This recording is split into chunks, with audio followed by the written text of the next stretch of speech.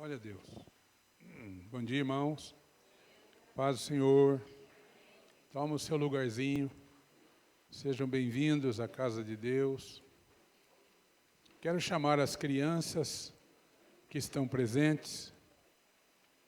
Crianças, venham à frente se vocês estão presentes.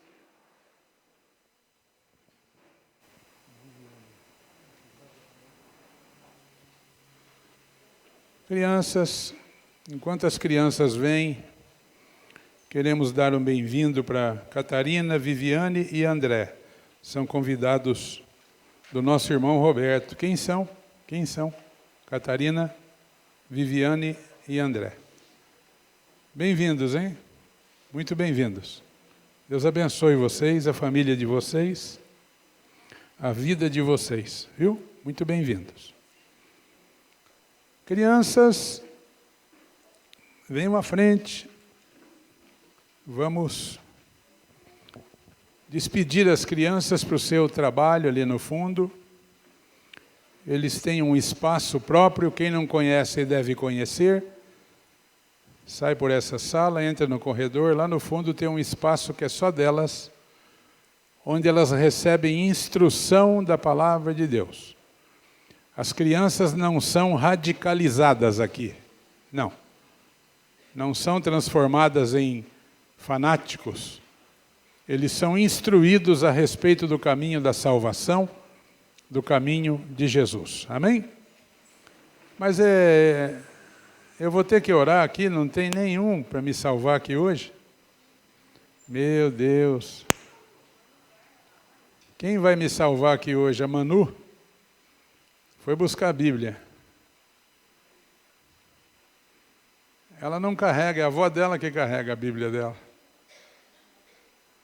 A Manu vai orar então. E nós vamos despedir as crianças. Amém? Você já tem uma passagem que você achou? Trazer de casa, tá bom? Bom dia para os irmãos. Bom dia, irmãos. A paz do Senhor. Eu vou ler a Bíblia.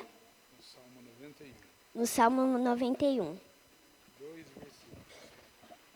Versículo 1 e 2. A pessoa que procura segurança no Deus Altíssimo e se abriga na sombra protetora de Todo-Poderoso, pode dizer a Ele: ó Senhor Deus, Tu és meu defensor e meu protetor. Tu és o meu Deus, eu confio em Ti. Vou ler novamente. A pessoa que procura segurança no Deus Altíssimo e se abriga na sombra protetora é Todo-Poderoso. Pode dizer a Ele: ó Deus, Tu és o meu defensor e o meu protetor. Tu és meu Deus e confio em Ti. Amém?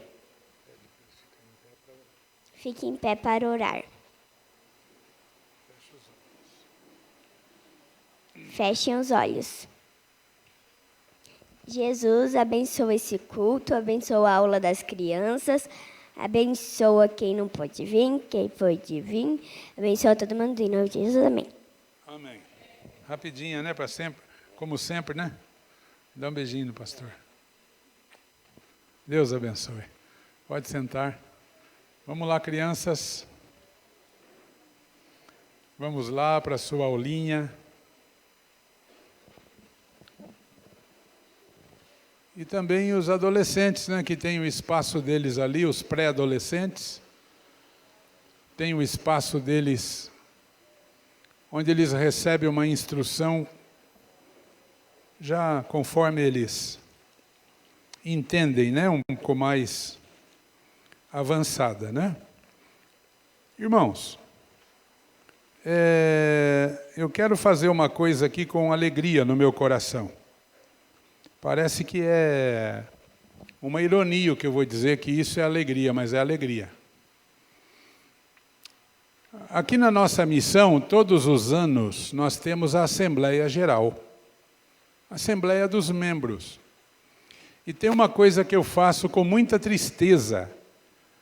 na última reunião da diretoria que antecede a Assembleia. O que é que eu faço com muita tristeza? Indicar os nomes daquelas pessoas que abandonaram a congregação. Quando você passa a fazer parte dessa missão como membro, você precisa, de acordo com o novo Código Civil, a fazer isso por escrito. Todos os que desejam ser membro de uma instituição hoje, seja qual for, de caráter religioso ou não, precisa solicitar por escrito, para que não haja no futuro uma acusação de que aquela pessoa foi coagida, né? Ou que foi tomada alguma decisão em nome dela e ela não pediu. Então as pessoas pedem para ser membros da instituição, uma vez batizadas direitinho, ou por transferência de outra co-irmã, por escrito. Mas a tristeza é muito grande no final de cada ano, porque a gente precisa manter o rol de membros ativos, bem atualizado. Quem são os membros da igreja? São aqueles que estão ativamente participando das atividades, tal. Então, a coisa mais triste é dizer assim, bom, vamos indicar para a Assembleia o desligamento do João, da Maria, do Pedro, do Joaquim, do Mané, porque são pessoas que abandonaram a congregação. E nós não fazemos isso rapidamente, a gente leva 2 anos para fazer isso. 2 anos em que a pessoa não demonstrou interesse mais, só que também não comunicou. Assim como ela pediu por escrito para entrar, deveria pedir para sair. Olha, pela presente eu solicito, tal, meu desligamento. Fica bonito. Por quê? Porque aquela ficha, ela vai para um outro arquivo, chamado arquivo morto, onde estão todos aqueles que já fizeram parte da instituição. E é muito triste escrever nas costas da ficha, abandono. Abandono é muito triste. De qualquer lugar, a gente nunca deve abandonar. Seja qual for a razão, a gente deve dizer, não, não me agrada mais, ou por uma questão de ordem particular. As pessoas são livres, absolutamente livres. Amém, irmãos? É por isso que eu estou dizendo que eu fico contente quando um membro da igreja, que por uma razão particular, conhecida nossa, pede uma transferência para uma co-irmã. Há pouco tempo nós demos uma cartinha de transferência para a Isabela, filha da Diva. A Isabela começou a namorar um menino lá na igreja sede quadrangular, que tem ministério. E ela também tem ministério, então eu falei, Isa, você tem que ir para lá, para estar junto do teu namorado, para fazer a obra de Deus. E ela pediu uma transferência e nós demos para ela. E hoje nós estamos dando uma transferência para a Giovana, a irmãzinha da Diva. A irmãzinha da Isa, filha da Diva. Porque a Isa está junto, a Giovana está junto com a Isa, sua irmã, participando do ministério, porque a Isa tem ministério. Então ela fez a coisa mais acertada da vida dela. Conversou comigo, pastor, por essa razão, eu queria estar junto com a minha irmã lá, exercendo o ministério, sendo reconhecida, acolhida lá, como um membro, e não como um visitante apenas. Eu falei, é isso que se faz. Você está bem certinha. Por quê? Porque ela vai ser acolhida lá e vai ser abençoada. Mas ela precisa sair daqui com a bênção. Digam glória a Deus, irmãos. Então a Gi mandou uma cartinha dirigida à Missão Cristã de Difusão Bíblica, pastor Antônio Carlos Miranda. Pela presente eu venho solicitar a minha transferência para a primeira igreja do Evangelho Quadrangular por motivos pessoais. A minha eterna gratidão ao pastor que me acolheu e me cuidou como filha. E com seus ensinamentos me levou a conhecer Jesus. Então é uma filha na fé, assim como a Isa é uma filha na fé também. Assim como a Diva, mãe, é uma filha na fé, e o Fernando, pai, é um filho na fé. Obrigada a toda a missão que tenho como família e sempre me recebeu com muito amor. Giovana Debaco Castanha. Amém, irmãos? Vem aqui, Giovana, para você receber a oração. Você vai falar uns 10 minutos.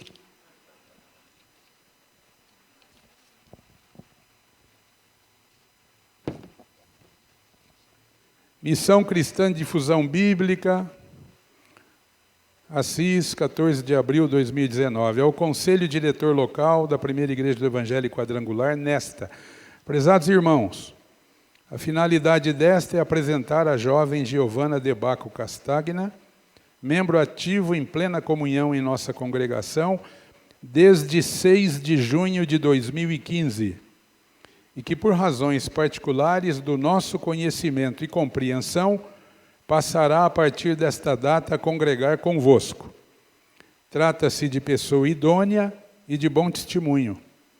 É nossa filha na fé, assim como seus pais, também membros ativos e fiéis. Recebam-na, pois, no Senhor, como convém aos santos, e a ajudeis em tudo que de vós vier a precisar. Romanos 16, 2.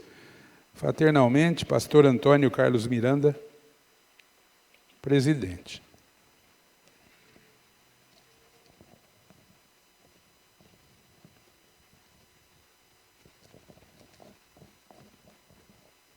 É assim que se faz, irmãos. É assim que se faz.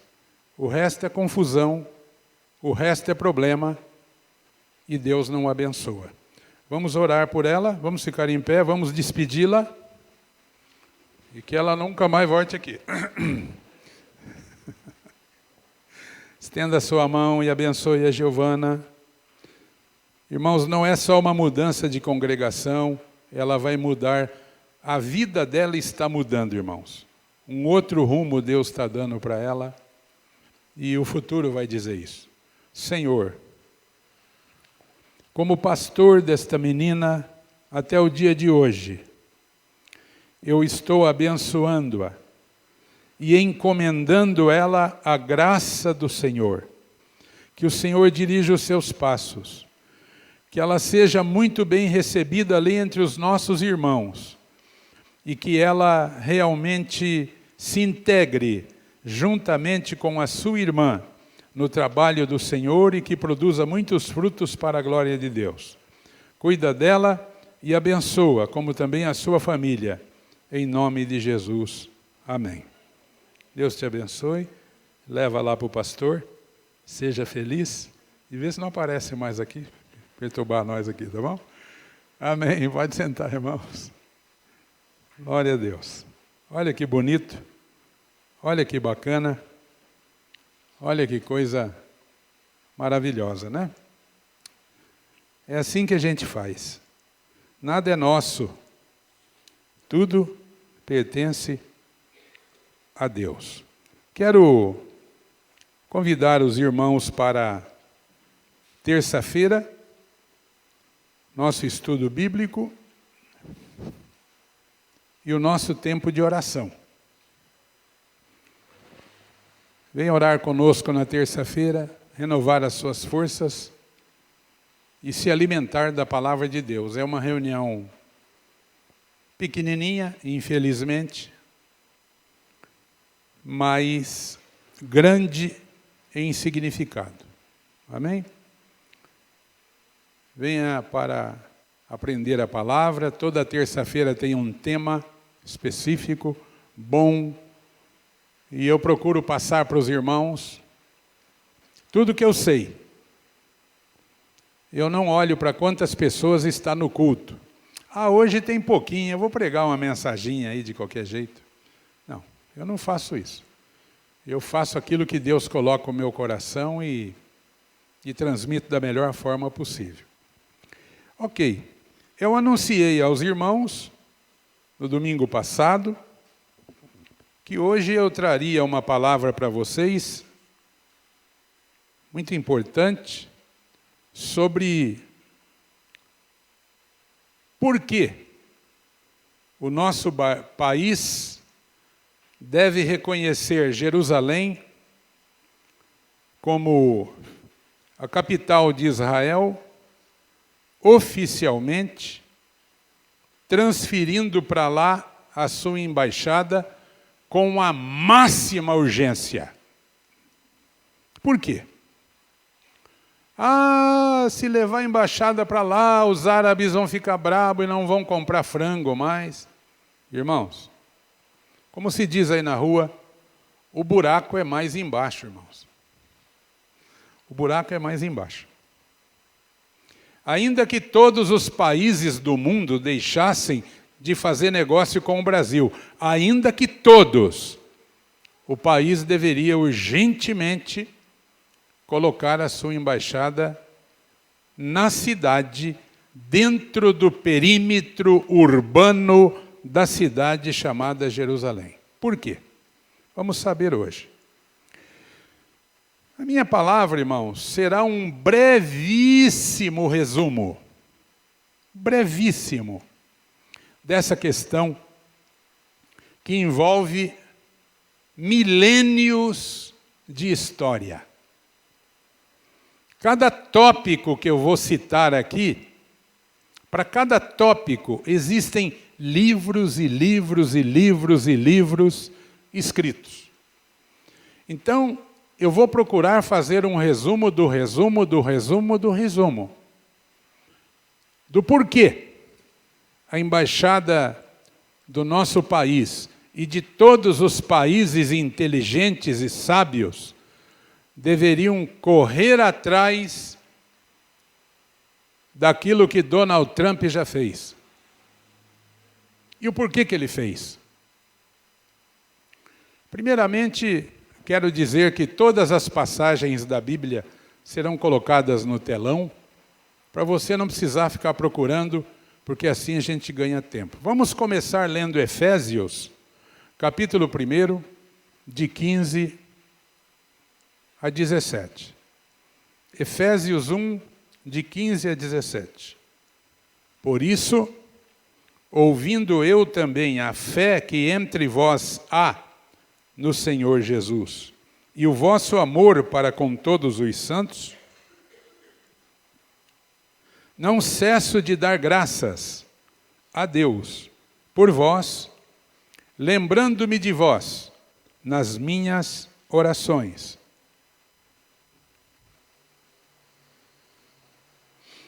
Cadê o resto? Para que o Deus de nosso Senhor Jesus Cristo, o Pai da glória, vos dê, em seu conhecimento, o espírito de sabedoria e de revelação, tendo iluminados os olhos do vosso entendimento, para que saibais qual seja a esperança da sua vocação e quais as riquezas da glória da sua herança nos santos. Então, resumidamente, Paulo está falando assim, para os irmãos lá de Éfeso. Ele está dizendo, eu tenho recebido notícias da vossa fé e do vosso amor uns pelos outros. Vocês já têm essas duas bênçãos, fé e amor uns pelos outros. Agora eu vou pedir a Deus que Ele dê para vocês uma terceira bênção, que é um espírito de revelação e de sabedoria, para que vocês possam compreender as coisas do mundo espiritual. Então, nesta manhã e nessa semana, enquanto eu estudava, eu pedia que Deus desse para os irmãos esse espírito de revelação e de sabedoria que ele me deu a respeito do tema. Bom, quem é que habitava a terra de Canaã antes do povo hebreu chegar lá? Deuteronômio capítulo 7, nós vamos ler 11 versículos de Deuteronômio 7. Deus está falando para o povo de Israel o seguinte: quando o Senhor teu Deus te houver introduzido na terra, a qual vais para possuir, e tiver lançado fora muitas nações de diante de ti, os heteus, girgazeus, amorreus, cananeus, perizeus, heveus, jebuseus, 7 nações mais numerosas e mais poderosas do que tu, e o Senhor teu Deus as tiver dado a ti, para as ferir, totalmente as destruirás. Não farás com elas aliança, nem terás piedade delas. Nem te aparentarás com elas. Não darás tuas filhas a seus filhos, e não tomarás suas filhas para teus filhos, pois fariam desviar teus filhos de mim, para que servissem a outros deuses, e a ira do Senhor se acenderia contra vós, e depressa vos consumiria. Porém assim lhes fareis: derrubareis os seus altares, quebrareis as suas estátuas, cortareis os seus bosques, queimareis a fogo as suas imagens de escultura. Porque povo santo és ao Senhor teu Deus. O Senhor teu Deus te escolheu para que lhe fosses o seu povo especial de todos os povos que há sobre a face da terra. O Senhor não tomou prazer em vós, nem vos escolheu, porque a vossa multidão era mais do que a de todos os outros povos, pois vós éreis menos em número do que todos os povos. Mas porque o Senhor vos amava, e para guardar o juramento que fizera a vossos pais, o Senhor vos tirou com mão forte e vos resgatou da casa da servidão, da mão de Faraó, rei do Egito. Saberás, pois, que o Senhor teu Deus, Ele é Deus, o Deus fiel, que guarda a aliança e a misericórdia até 1000 gerações aos que o amam e guardam os seus mandamentos, e retribui no rosto qualquer dos que o odeiam, fazendo-o perecer. Não será tardio ao que o odeia, em seu rosto lhe o pagará. Guarda, pois, os mandamentos e os estatutos e os juízos que hoje te mando cumprir. Será, pois, que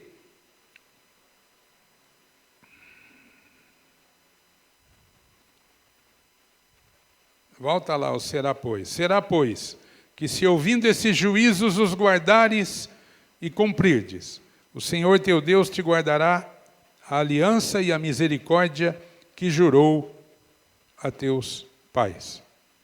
Até aqui, né? Digam glória a Deus. Quantas nações moravam naquela terra? 7 nações. Eram pequenos reinos. Na verdade, eram cidades que tinham um rei. 7 povos nós contamos ali. O nome daquela terra originalmente era Canaã. Canaã vem do quê? Esse nome, Canaã, vem de Cão, que é um dos filhos de quem? Tá ruim, hein? De Noé. E o Cão tinha 2 irmãos. Um se chamava Sem e o outro se chamava Jafé. Noé teve 3 filhos. Os cananeus são os descendentes de Cão. Vamos ler sobre Cão? Gênesis 9, de 20 a 29. Cão é quem deu nome àquela terra de Canaã, onde habitavam esses 7 povos. E começou Noé a ser lavrador da terra e plantou uma vinha. E bebeu do vinho, embebedou-se e descobriu-se no meio da sua tenda. E viu Cão, o pai de Canaã, olha aí, Cão, pai de Canaã, filho de Noé, a nudez do seu pai, e fê-lo saber a ambos os seus irmãos do lado de fora. Então, o Canaã era um fofoqueiro desgraçado, linguarudo, que não respeitava os outros. Ele viu o pai bêbado, saiu correndo e falou para todo mundo. Se lascou. Fofoqueiro se lasca. Então, tomaram Sem e Jafé uma capa, puseram-na sobre ambos os seus ombros, e indo virados para trás, cobriram a nudez do seu pai, e os seus rostos estavam virados de maneira que não viram a nudez do seu pai. E despertou Noé do seu vinho e soube o que seu filho menor lhe fizera. E disse, presta atenção, maldito seja Canaã, e seja ele servo do servo aos seus irmãos. E disse, bendito seja o Senhor Deus de Sem, e seja-lhe Canaã por servo. Deus estava entregando Canaã, que ainda nem existia, para Sem. E alargue Deus a Jafé e habite nas tendas de Sem, e seja-lhe Canaã por servo. E viveu Noé, depois do dilúvio, 350 anos, e foram todos os dias de Noé 950 anos, e morreu. Então Canaã é um lugar o quê? Amaldiçoado antes de existir. Cão foi amaldiçoado pelo pai. E disse que aquela terra seria uma terra que serviria a Sem. Pois bem, Canaã é a terra onde os descendentes de Cão viviam e que Deus deu aos descendentes de seu irmão Sem. Está aí, capítulo 9 das Sagradas Escrituras de Gênesis. Qual foi a razão do despejo dos cananeus? Por que Deus despejou aqueles 7 povos e deu a terra para os descendentes de Sem, para os hebreus, para o povo de Israel? Por quê? Vamos ler a Bíblia. Deuteronômio 9, de 1 a 5, diz assim, ouve, ó Israel, hoje passarás o Jordão para entrares a possuir nações maiores e mais fortes do que tu, cidades grandes e muradas até os céus, um povo grande e alto, filhos de gigantes, que tu conheces e de que já ouviste. Quem resistiria diante dos filhos dos gigantes? Sabe, pois, hoje que o Senhor teu Deus que passa diante de ti é um fogo consumidor, que os destruirá e os derrubarás de diante de ti, e tu os lançarás fora, e cedo os desfarás, pois como o Senhor te tem falado. Quando, pois, o Senhor teu Deus os lançar fora de diante de ti, não fales no teu coração, dizendo, por causa da minha justiça é que o Senhor me trouxe a essa terra para possuir. Porque é pela impiedade destas nações é que o Senhor as lança fora de diante de ti.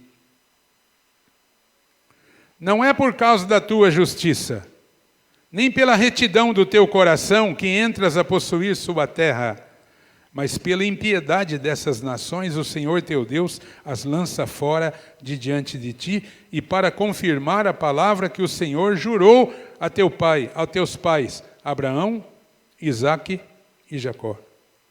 Sabe, pois, que não é por causa da tua justiça que o Senhor teu Deus te dá essa boa terra para possuí-la, pois tu és povo obstinado.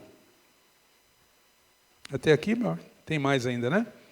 Lembra-te, e não te esqueças, de que muito provocaste a ira do Senhor teu Deus no deserto, desde o dia que saístes da terra do Egito, até que chegastes a este lugar.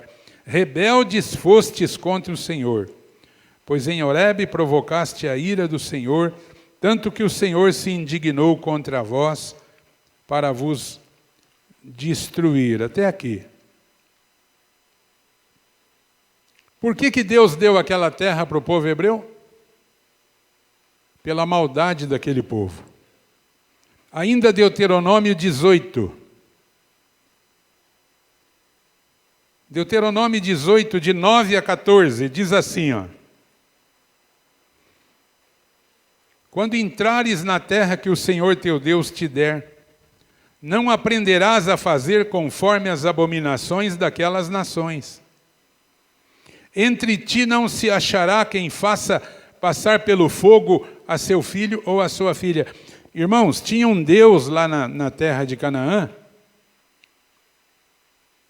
Moloque, uma estátua de ferro, de bronze, que eles aqueciam, que ficava vermelha no fogo, e tinha os braços estendidos. E ali eles colocavam os bebês, os filhos, que fritavam no colo daquele Deus. Era uma das divindades. O Senhor falou para o povo de Israel, quando você entrar nessa terra que o Senhor teu Deus te der, você não vai fazer isso, passar pelo fogo seu filho, a sua filha, nem adivinhador, nem prognosticador, nem agoureiro, nem feiticeiro, nem encantador, nem quem consulte a um espírito adivinhador, nem mágico, nem quem consulte os mortos, pois tudo aquele que faz tal coisa é abominação ao Senhor, e por essas abominações o Senhor teu Deus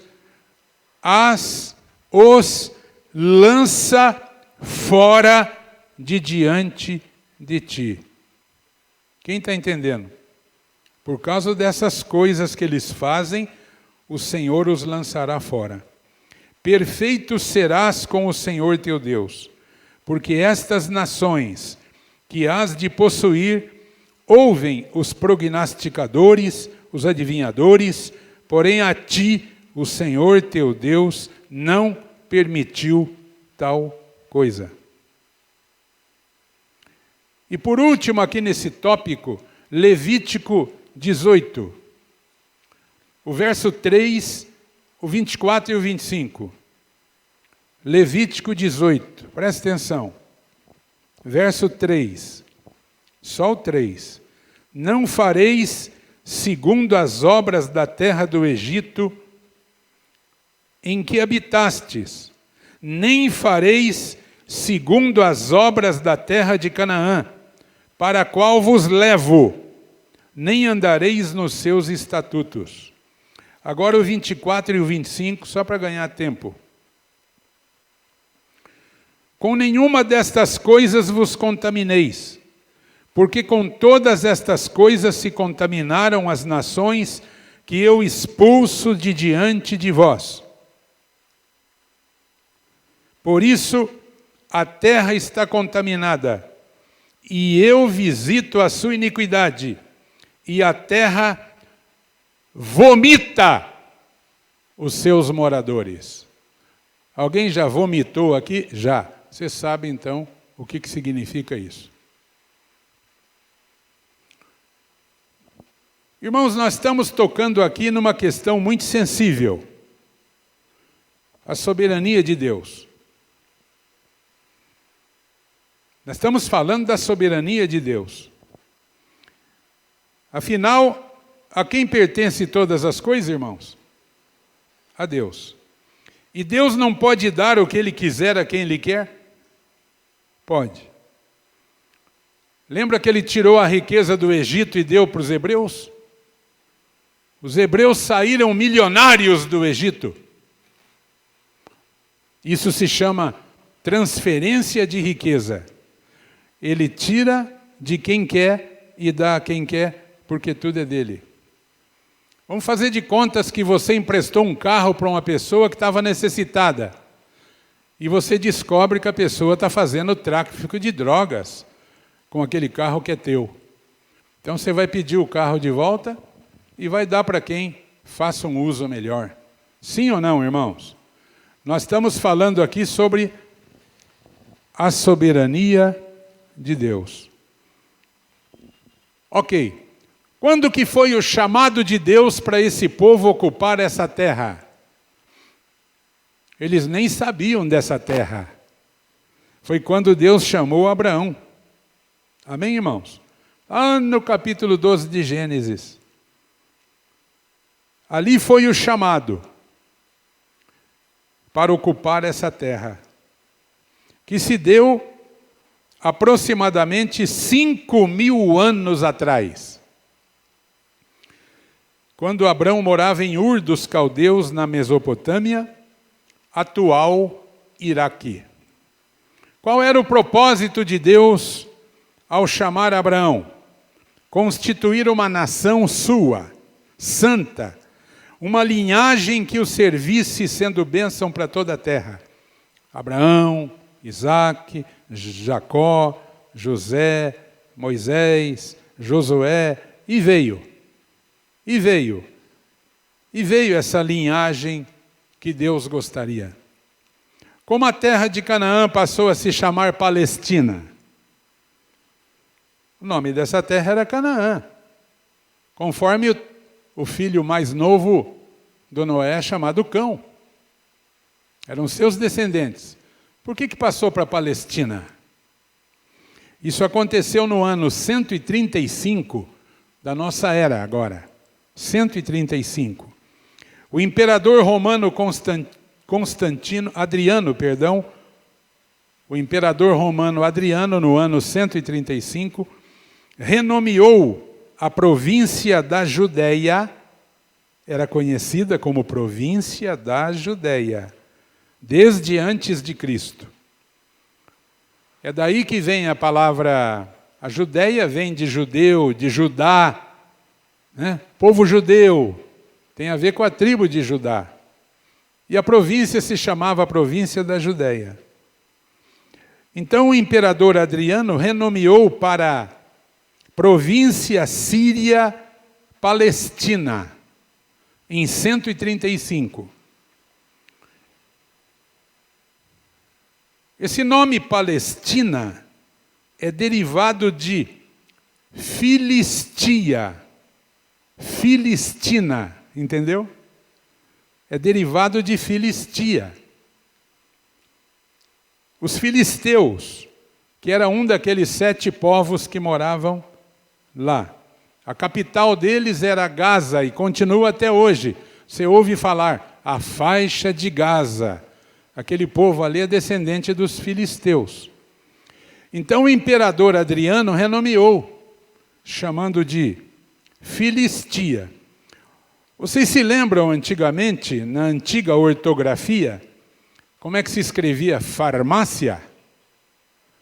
Com PH, lembra? Parmácia, com PH. É o mesmo princípio. Filistia com PH, ou Palestia, ou Palestina, que com o tempo, então, se transformou na forma como chamamos hoje Palestina.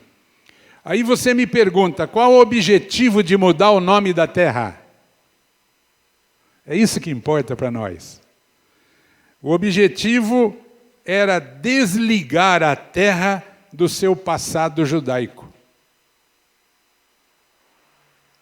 Começou a entender? Desligar a terra do seu passado judaico.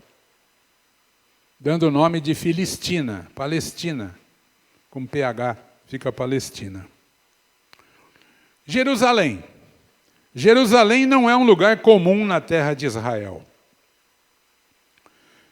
Qual daqueles povos habitava Jerusalém? Os jebuseus, que era um daqueles pequenos reinos, dos 7 reinos que moravam lá. Jerusalém foi feita capital de Israel pelo rei Davi, 1000 anos antes de Cristo, ou seja, há mais de 3000 anos, Jerusalém foi feita a capital de Israel. Vamos ler 2 Crônicas 6:3. Até o 11. Não vamos economizar, não. Economiza na comida que você vai comer no almoço hoje.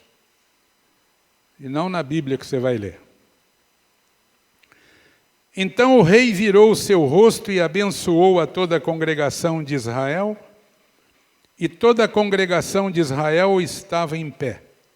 E ele disse: Bendito seja o Senhor Deus de Israel, que falou pela sua boca a Davi, meu pai, e pelas suas mãos o cumpriu, dizendo: Desde o dia em que tirei o meu povo da terra do Egito, não escolhi cidade alguma de todas as tribos de Israel para edificar nela uma casa em que estivesse o meu nome, nem escolhi homem algum para ser líder do meu povo Israel. Porém, escolhi a Jerusalém. Porém, quem que escolheu? Quem que escolheu? Quem que escolheu Jerusalém, irmãos? Oh, caramba! Abra a boca, está morto. É Deus que escolheu Jerusalém. Não foi o voto de um parlamento, não foi um bando de político ladrão, não foi isso. Foi Deus que escolheu a cidade de Jerusalém. Para que estivesse o meu povo, desde o dia em que tirei, já lemos, né? Próximo. Também Davi, meu pai, teve no seu coração edificar a casa ao nome do Deus de Israel. Porém o Senhor disse a Davi, meu pai: Porquanto tiveste no teu coração edificar a casa ao meu nome, bem fizeste de ter isto no teu coração.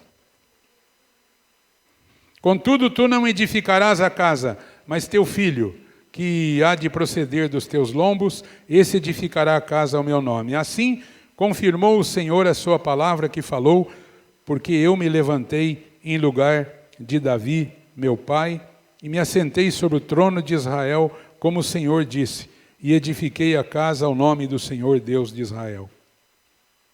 E pus nela a casa, a arca em que está a aliança do Senhor, que o Senhor fez com os filhos de Israel. E pôs-se em pé Salomão perante o altar do Senhor, na presença de toda a congregação de Israel, e estendeu as suas mãos. É até aqui, né? Aqui é até aqui. Quem escolheu Jerusalém? Mateus 4, versículo 5.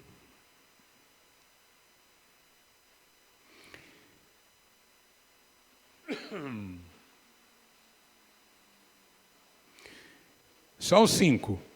Então o diabo transportou a cidade santa. Qual é a cidade santa? Cando Mota, o quê? Jerusalém. O diabo transportou a cidade santa e o colocou sobre o pináculo do templo. Aonde que estava o templo? Na cidade santa. Qual é a cidade santa? Jerusalém. Mateus 27, 53.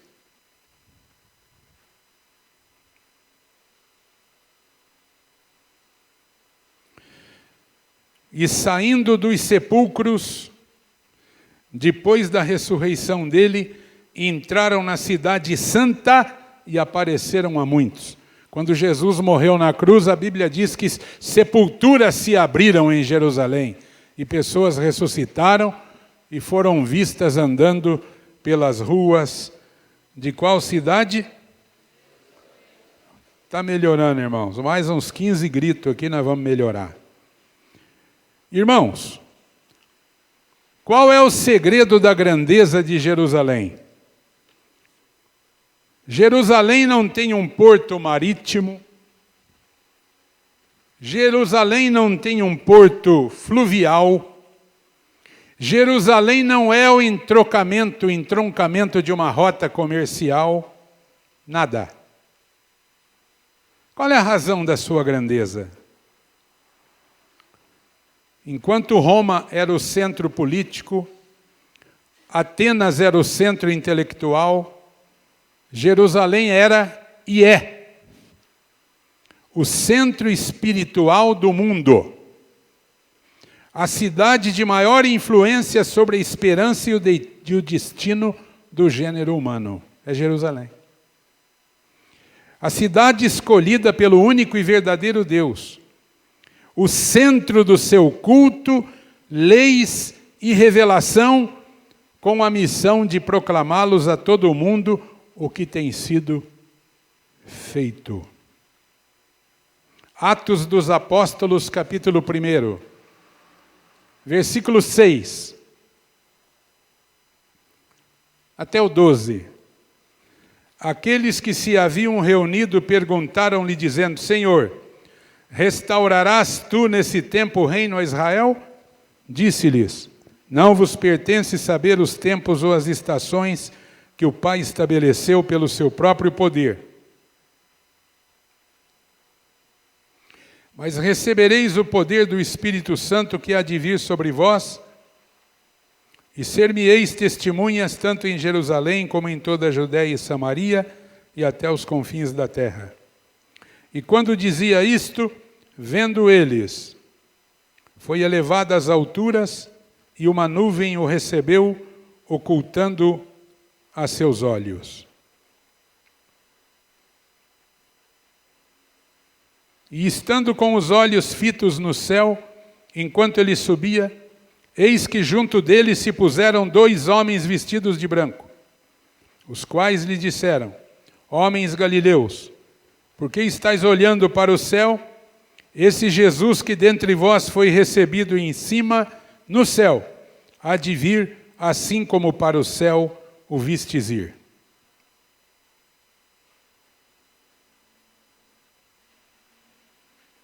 Tem mais? Não? Eu acho que era até o 12. Não entrou? Mas vai entrar, se Deus quiser. Vai orando, irmãos. Então, voltaram para Jerusalém, no monte chamado das Oliveiras. Onde é que eles estavam lá? Quando Jesus subiu ao céu, eles estavam aonde? No Monte dos Olivais, no Monte das Oliveiras, o qual está perto de Jerusalém, a distância do caminho de um sábado. Qual é o caminho de um sábado? 1000 metros. A lei dizia que o judeu praticante só podia caminhar 1 quilômetro no sábado. Amém. Eles estavam lá no Monte das Oliveiras. Agora olha uma coisa, Zacarias 14:4. Quando Jesus voltar na segunda vinda, aonde que ele vai pôr o pé aqui na terra? Mesmo lugar. E naquele dia estarão os seus pés sobre o Monte das Oliveiras, que está de frente de Jerusalém para o oriente. E o Monte das Oliveiras será fendido pelo meio para o oriente e para o ocidente. E haverá um vale muito grande, metade do monte se apartará para o norte, a outra metade para o sul. Ontem eu vi uma coisa maravilhosa. Tem uma empresa particular americana que está fazendo, já fez um voo comercial, levando coisas para o espaço. Vai e o foguete volta e desce certinho no lugar de onde ele partiu. Quem viu isso? Alguém viu? Fantástico. Jesus também, na segunda vinda, ele vai colocar o seu pé de onde ele subiu. Aonde? Birarema? Não. Cândido Mota. É isso? Jerusalém, irmãos. Digam glória a Deus. Do Monte das Oliveiras, Jesus subiu e no mesmo lugar ele vai colocar os pés na segunda vinda. Ok. Vamos lá. O movimento mais recente para fazer com que Israel, e mais especificamente Jerusalém, chegasse ao ponto em que está, começou no final do século XIX. Um jornalista húngaro de descendência judaica chamado Theodor Herzl. Theodor Herzl deu origem ao movimento sionista. Por que sionista? Porque Sião é o nome de uma das colinas de Jerusalém, onde foi construído o templo. Uma daquelas colinas lá se chama Sião, Monte Sião, e passou a ser um dos nomes de Jerusalém. Então, o movimento que o Theodor Herzl começou no final do século XIX, recebeu o nome de sionista. É um movimento político nacionalista, eminentemente político e nacionalista, que depois de milênios de perseguição e genocídios contra o povo judeu, defende a ideia de que a única solução para o fim das perseguições contra os judeus seria a reconquista da sua autonomia nacional. Em 1895, ele editou o livro O Estado Judeu, lá em Viena, na Áustria, e as suas ideias foram abraçadas imediatamente pelos judeus da sua época. Após o final da Primeira Guerra Mundial e a queda do Império Otomano, que controlava a Palestina já por 400 anos, terminou a Primeira Guerra, o Império Otomano, os turcos, saíram da Palestina, então a Palestina passou para o controle da Inglaterra, da Grã-Bretanha. Quando acabou a Segunda Guerra, surgiu o quê? A ONU, no final da Segunda Guerra Mundial. E o primeiro secretário-geral da ONU é um brasileiro, gaúcho, de Alegrete, Oswaldo Aranha. Oswaldo Aranha. E logo nas primeiras sessões da ONU, 29 de novembro de 1947, foi aprovada uma resolução que determinava a partilha daquela terra em 2 estados distintos, Israel e Palestina, inclusive com controle alfandegário para regulação do comércio e demais atividades. Israel aceitou, os árabes não aceitaram até hoje. Primeira coisa que você tem que saber, os árabes nunca admitiram a criação do Estado judaico, mas Israel aceitou a partilha. Legal. Você sabe aquela pessoa que diz que não vai trabalhar porque quer ganhar pouco, porque ganha muito pouco? Então fica com fome em casa, é melhor, né? Israel aceitou. Meses depois, em 14 de maio de 48, Davi Ben-Gurion proclamou a criação do Estado de Israel horas antes de terminar o mandato da Grã-Bretanha. O mandato da Grã-Bretanha ia terminar ao meio-dia do dia 15 de maio de 48. No dia antes, horas antes, o Davi Ben-Gurion, como a ONU já tinha decidido a partilha, proclamou a criação do Estado de Israel. O que aconteceu? No dia seguinte, os árabes já atacaram Israel, no dia seguinte, e foi travada a tal da Guerra da Independência, que durou 1 ano, e Israel ganhou, né? Para variar, Israel ganhou. Agora veja isso na Bíblia, Isaías 66, 8. Olha só. Quem jamais ouviu tal coisa? Quem viu coisas semelhantes? Poder-se-ia fazer nascer uma terra num só dia?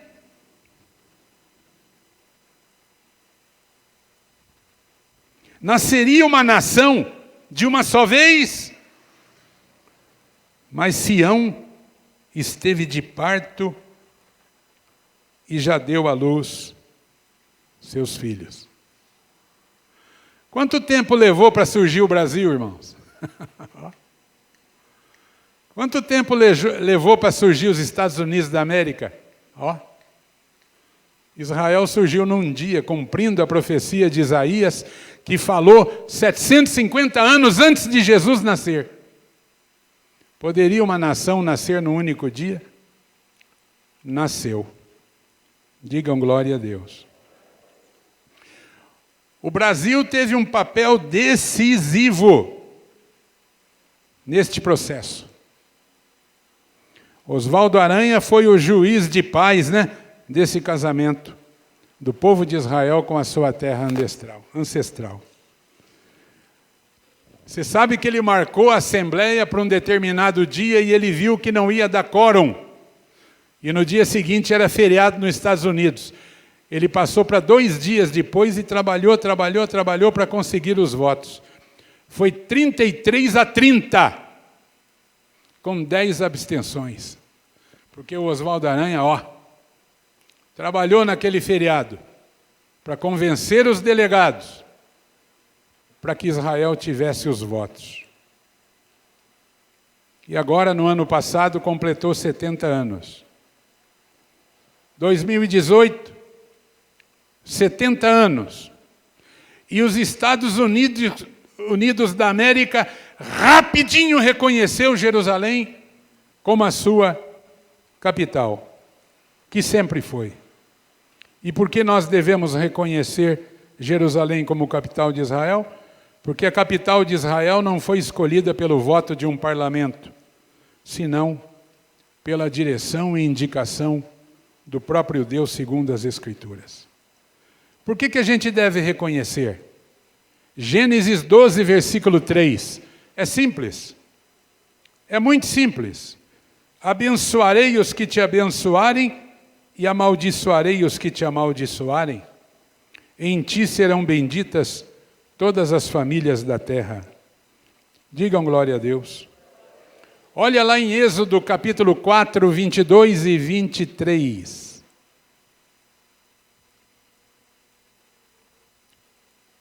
Deus falou para Moisés dar um aviso para Faraó.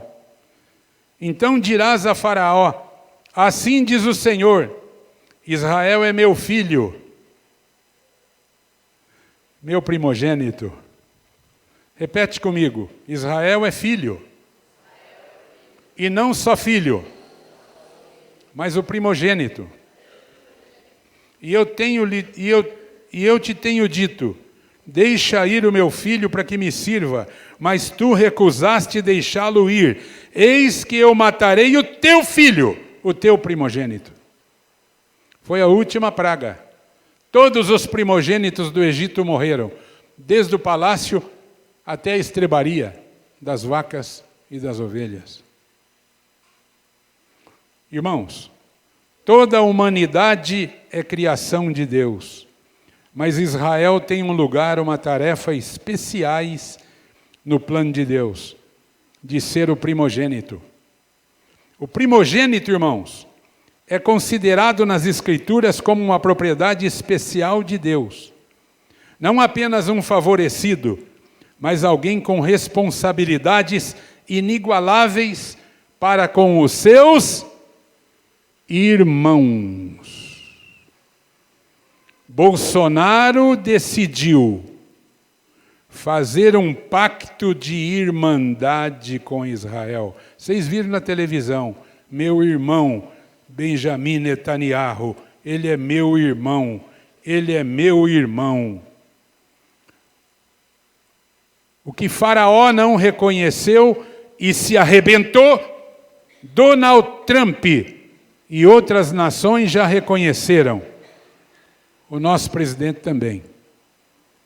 Que Deus inspire e que Deus encoraje o nosso presidente, não só a criar um escritório de representação comercial, mas de estabelecer a embaixada em Jerusalém urgentemente. A embaixada está em Tel Aviv. Tel Aviv é a capital econômica, comercial, administrativa. Tel Aviv não é nada no projeto de Deus. O projeto de Deus é Jerusalém. Reconhecer Israel como primogênito de Deus e sua capital designada como santa pelas Sagradas Escrituras nos faz um dos seus o quê? Um dos seus o quê? Irmãos. Irmãos mais novos, abençoados com a bênção de Abraão. Abençoarei os que te abençoarem.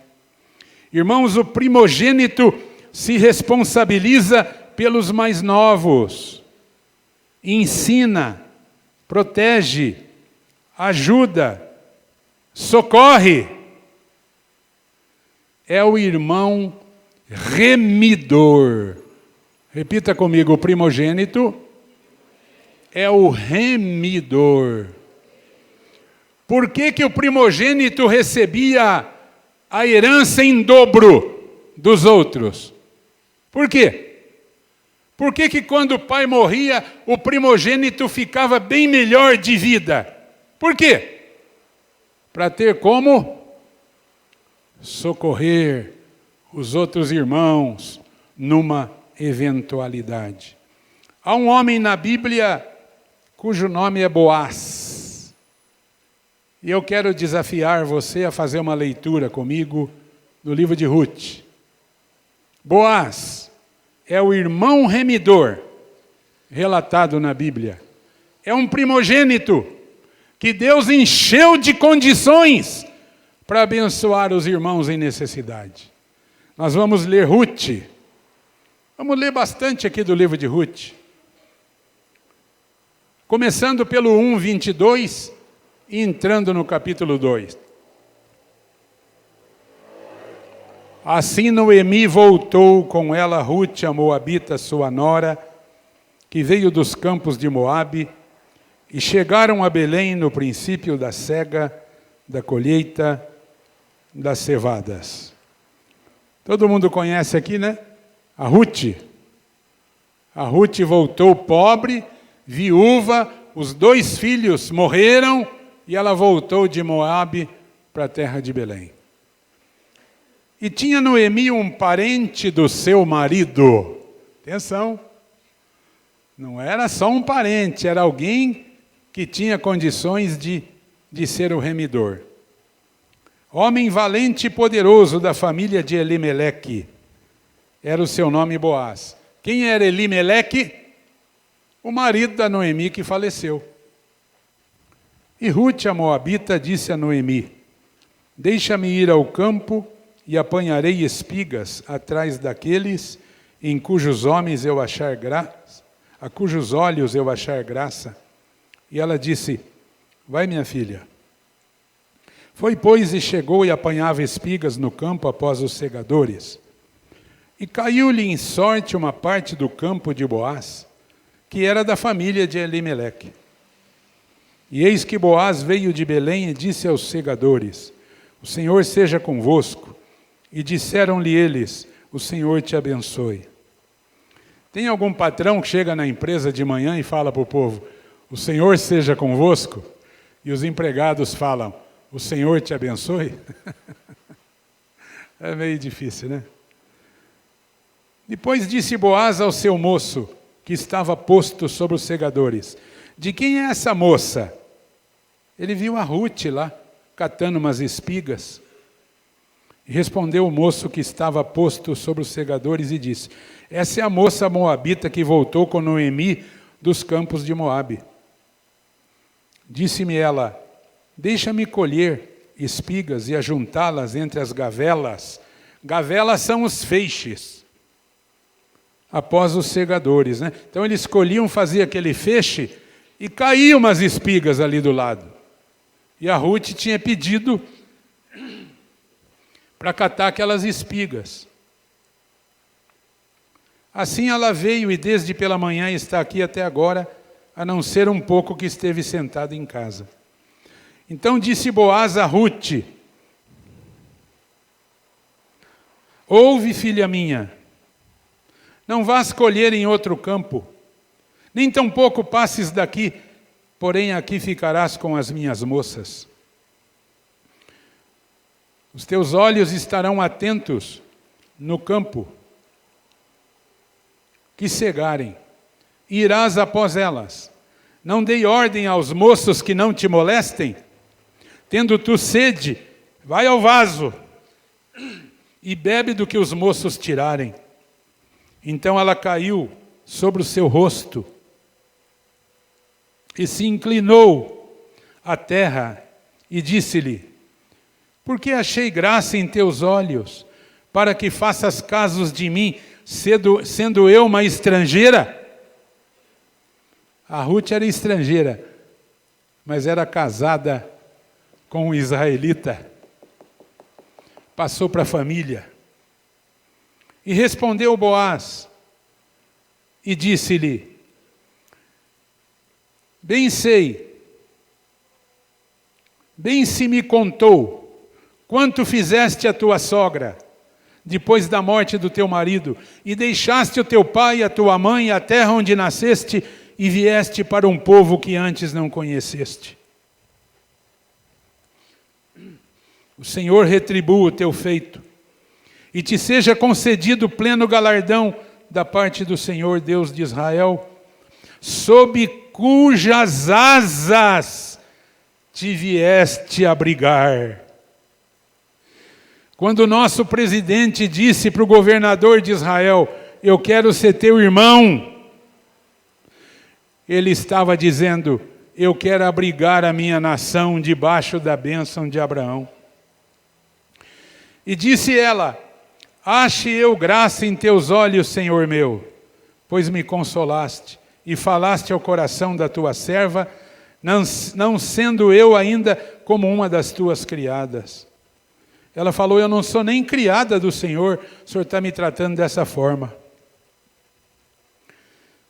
E sendo já a hora de comer, disse-lhe Boaz: achega-te aqui, come do pão, molhe o teu bocado no vinagre.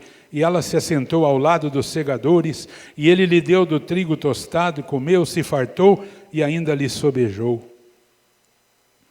E levantando-se ela a colher, Boaz deu ordem aos seus moços, dizendo: até entre as gavelas deixai-a colher, e não a censureis. E deixar cair, propositalmente, alguns punhados, e deixa-os ficar, para que os colha, e não a repreendais.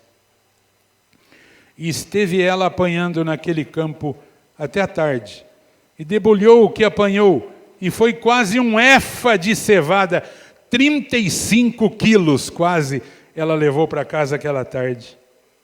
E tomou, e veio à cidade, e viu sua sogra.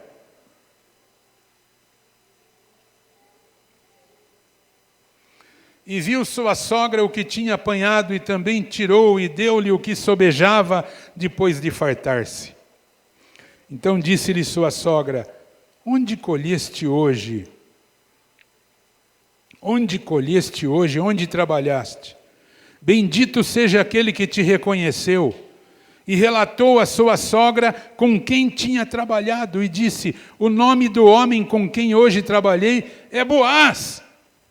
Então Noemi disse à sua nora: bendito seja ele do Senhor, que ainda não tem deixado a sua beneficência, nem para com os vivos, nem para com os mortos. Disse-lhe mais Noemi: esse homem é nosso parente chegado, e um dentre os nossos, o que, irmãos? Remidores. É aquele que tinha autoridade familiar para remir o irmão mais pobre que caísse na pobreza. E disse Ruth a Moabita: Também ainda me disse, com os moços que tenho te ajuntarás, até que acabem toda a cega que tenho. E disse Noemi a Rute, sua nora, melhor é, filha minha, que saias com as suas moças, para que noutro campo não te encontrem. Mais um versículo. Assim ajuntou-se com as moças de Boaz, para colher até que a cega das cevadas e dos trigos se acabou, e ficou com a sua sogra. E disse-lhe Noemi, sua sogra, minha filha, não hei de buscar descanso para que fiques bem? Irmãos, leia o resto do livro. É maravilhoso.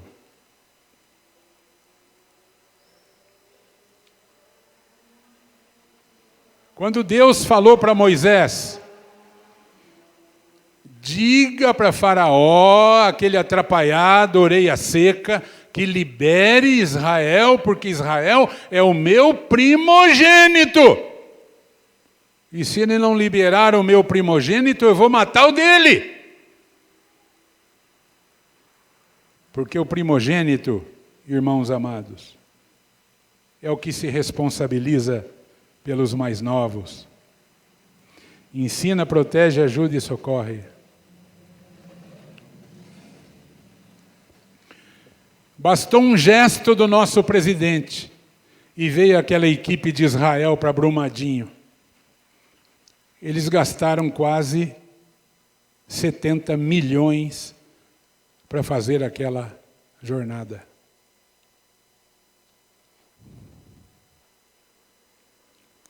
O irmão mais velho faz isso. Vocês viram o que Boaz fez por Ruth? Porque ela estava ligada a Noemi. Ela foi casada com um dos filhos de Noemi. Irmãos, a Bíblia, os profetas, Jesus, os apóstolos, a igreja, tudo veio de lá. Entenderam o papel de Jerusalém? É essencial esse reconhecimento. Da decisão de Oswaldo Aranha para Bolsonaro, olha um dado, são 70 anos. O Donald Trump aproveitou esse número profético porque Donald Trump é cercado de pastores. E eles leem a Bíblia e oram todos os dias. É claro que o Big Brother não mostra isso para você. Você que não desligou a Globo ainda, desliga hoje.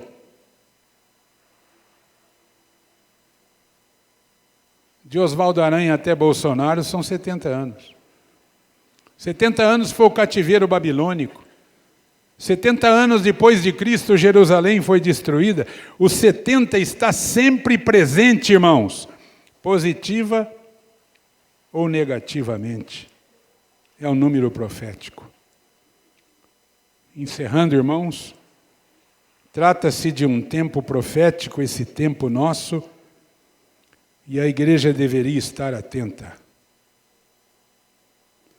Olha o que Jesus falou em Marcos 13, 28 e 29. Aprendei, pois, a parábola da figueira. Esse é um dos nomes de Israel, viu?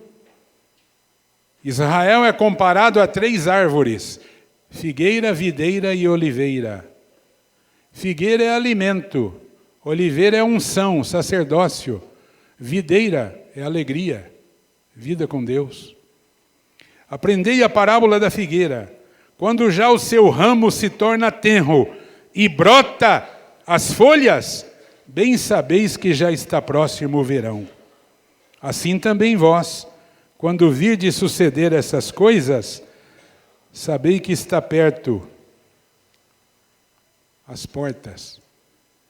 A igreja de Jesus deveria estar atenta. Eu só quero finalizar dizendo que nesse caminho, o Brasil vai deixar de ser apenas uma nação grande, porque nação grande já somos, é um continente. Nós precisamos ser uma grande nação, e nesse caminho nós vamos ser.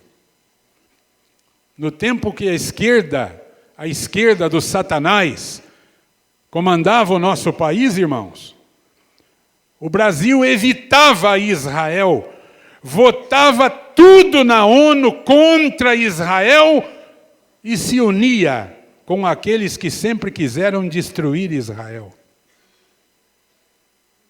Isso mudou. E não é pela força de um homem, pela liderança de um homem, porque Bolsonaro não é nada. O cara é ruim até para falar. Bolsonaro não é nada. Mas geralmente a Bíblia fala que Deus usou os nadas.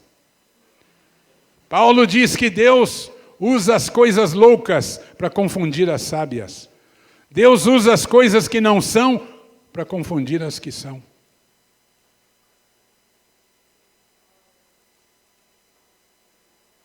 Então hoje mudou. Hoje nós estamos fazendo amizade com quem pode nos abençoar. Irmãos, eu queria que vocês percebessem que a necessidade de apoiarmos e orarmos por Jair Bolsonaro vai muito além do que muitos imaginam. Vai muito além do que questões políticas e partidárias internas. Vai muito além. Eu espero que Deus conceda aos irmãos clareza sobre estas coisas. E finalizando, tem um versículo que eu não passei para o Bauer, mas todo mundo sabe de cor, que é o Salmo 122:6, que diz: Orai pela paz de Jerusalém. Prosperarão aqueles que te amam. Digam glória a Deus. Então o nosso presidente precisa tomar essa decisão hoje. Hoje não dá, que é domingo, é difícil. Tomar essa decisão logo. Colocar a embaixada na capital que Deus escolheu. Alinhar o nosso país debaixo da bênção de Abraão. Sabe o que vai acontecer? O governo, os projetos, as famílias brasileiras, os 200 e tantos milhões de brasileiros, de norte a sul, de leste a oeste, vai ser derramada sobre eles a bênção de Abraão. Digam glória a Deus, irmãos. Queria que vocês ficassem em pé. Ocupei uns minutinhos a mais dos irmãos hoje. Mas não foi muito, né? Eu fiquei uma semana para preparar isso, né? E tomei de você só alguns minutos a mais. Nós vamos cantar um hino agora. Digam glória a Deus. Vamos ouvir um hino, vamos assistir um hino. Vai passar ali, vai? Então manda fogo, som na caixa.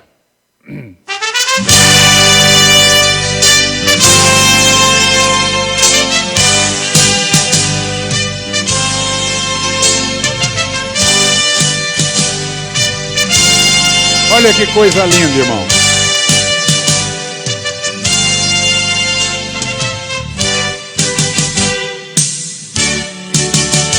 Quando a luta desta vida trabalhosa se finar, o adeus a este mundo vamos dar. Para o céu então iremos com Jesus nos encontrar, na Jerusalém de Deus. Oh, que gozo e alegria quando o povo ali chegar, em Jerusalém, sempre ali cantando hosannas, pois o rei no trono está, na Jerusalém de Deus. O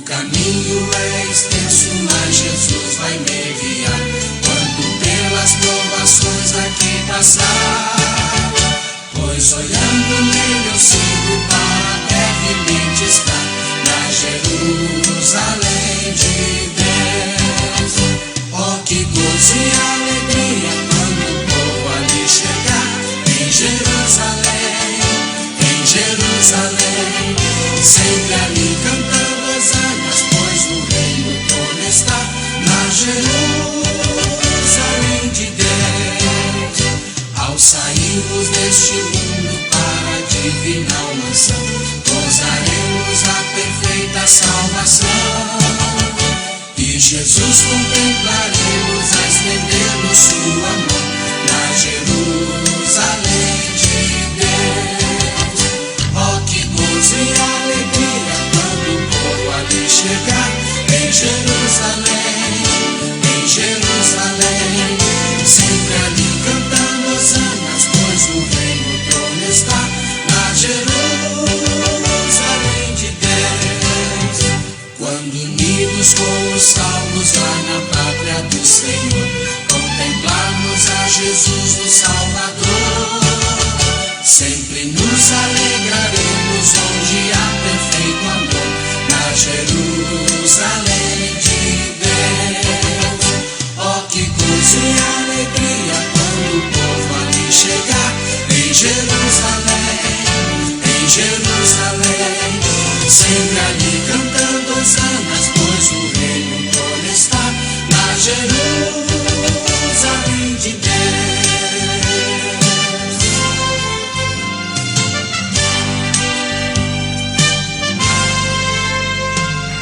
Palmas para Jesus! Palmas para Jesus! Palmas bem fortes para Jesus, irmãos! Aleluia, o Rei dos Reis e o Senhor dos Senhores. Vamos orar, amado e santíssimo Deus. Muito obrigado por Tua palavra, pelo esclarecimento que a Tua palavra nos traz. Obrigado, Senhor, porque brevemente o Senhor se assentará no trono em Jerusalém para reinar por 1000 anos e depois, lá na eternidade, nós estaremos na Jerusalém celestial, onde não há lágrimas, onde não há tristeza, onde não há pranto, onde não há necessidade de sol, porque ali o próprio Senhor brilha, onde não há necessidade de tranca nas portas, porque o Senhor é quem guarda. Deus amado, e abençoe agora o nosso país, as autoridades constituídas do nosso país. O Senhor levantou o presidente Jair Bolsonaro com todas as suas limitações, assim como o Senhor já levantou a tantos outros. Pai, que ele tenha autoridade, coragem, graça e apoio necessário para estabelecer a nossa embaixada em Jerusalém, que é a cidade que Deus escolheu. E assim, Senhor, nós estaremos debaixo da bênção do primogênito, o primogênito que cuida, que protege, que ensina e que socorre. E assim abençoa a nossa nação, Pai, em nome de Jesus, com progresso, com saúde, com desenvolvimento, com prosperidade. Abençoe esses irmãos que aqui estão, Pai, estas famílias, estes lares, seja sobre todos eles a bênção do Deus Todo-Poderoso. E que eles saibam que eles estão debaixo de uma primogenitura, que a bênção de Abraão é nossa, em Cristo Jesus, o nosso Salvador. Que os irmãos sejam abençoados, dirigidos e guiados nesta semana, para a glória do Pai, do Filho e do Espírito Santo. Digo amém. Estenda a mão na direção da sua casa e da sua família e diga comigo: eu e a minha casa serviremos ao Senhor. A bênção de Abraão está sobre a minha casa, em Cristo Jesus, o Cordeiro de Deus, que tira o pecado do mundo. Deus amado, abençoe os meus queridos, de perto e de longe, em nome de Jesus. Pai nosso que estás nos céus, santificado seja o teu nome.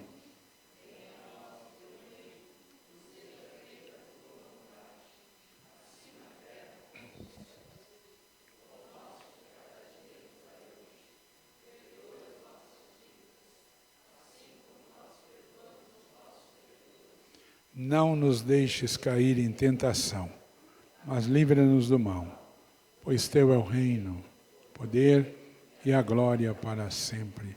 Amém. Diga amém, dá um abraço no seu irmão aí. Música